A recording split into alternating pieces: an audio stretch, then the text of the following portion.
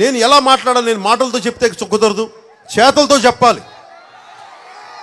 చాలా ప్రతికూల పరిస్థితుల్లో ఒక మాట మాట్లాడితే యూపీఏ కేంద్ర ప్రభుత్వానికి కోపం వచ్చే పరిస్థితులు, నేను సత్యం మాట్లాడితే తెలంగాణ నాయకులు కోపం వచ్చే పరిస్థితులు, అప్పటికి ఇలాంటి నా ఫామ్ హౌస్ ఉంటే నా మీద అప్పటికే దాడి చేసిన పరిస్థితులు.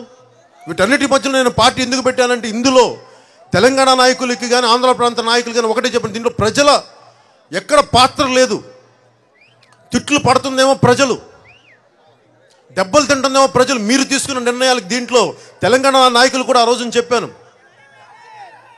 వామపక్షాల నాయకులకి, ప్రజా సంఘాల వాళ్ళకు కూడా చెప్పాను, ఇందులో ప్రజల పాత్ర ఎక్కడుంది? మీరు చేస్తే ఆంధ్ర ప్రాంత నాయకులను అనండి, చేసిన వాళ్ళని, ప్రజలను అనకండి. ఆంధ్రులు అనేది అందరినీ కలిపి కట్టుగా ఒక మాటలు మాట్లాడకండి అని చెప్పి ఆ విసుగుతో ఎందుకు నేను మీ పక్షం తీసుకున్నాను, మన పక్షం తీసుకున్నాను, మన ప్రజల పక్షం తీసుకున్నాను, ఏ ఒక్క నాయకుల పక్షం తీసుకోవాలి. అందుకండగా నేను విసిగిపోయి దమ్ముగా మాట్లాడేవాడు ఒకడు కావాలి రాజకీయాల్లో, నీతిగా సత్యంతో మాట్లాడేవాడు ఒకడు కావాలి రాజకీయాల్లో, ప్రజల ఆకాంక్షని మాట్లాడగలిగేవాడు ఒకడు కావాలి రాజకీయాల్లో.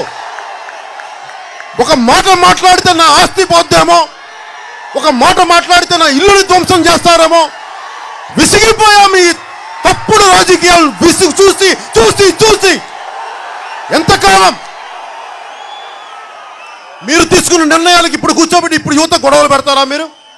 విసిగిపోయాం ఈ మాటలు చూసి. నేను ఇదే తెలంగాణ యువతకి ఇదే కోపం ఉంది. ఇది ఎప్పుడైనా చూడండి, రాజకీయ నాయకులు వ్యవస్థ మారే సమయం వచ్చింది. ఎంతసేపు కూర్చొని మీకు 2,000 ఇస్తాం, 1,500 ఇస్తాం అని చెప్పి ఇలాంటి పథకాలతో ముందుకెళ్ళదు.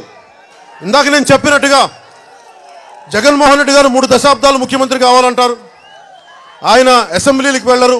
నేను ఏదనంటే నన్ను వ్యక్తిగతంగా నన్ను తిడతారు, నా వ్యక్తిగత జీవితాన్ని తిడతారు.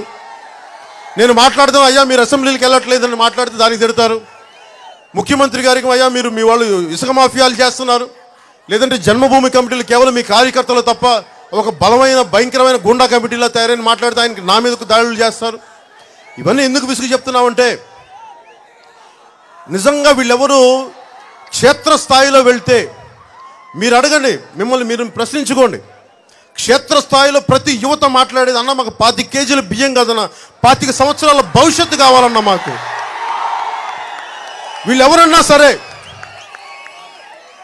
ముఖ్యమంత్రి గారు కానీ, లోకేష్ గారు కానీ, మన జగన్మోహన్ రెడ్డి గారు కానీ, మేము మీకు 3 తరాల రాబోయే ఒక 50 సంవత్సరాల భవిష్యత్ ప్రణాళికని వేసుకొస్తున్నామని చెప్పరు.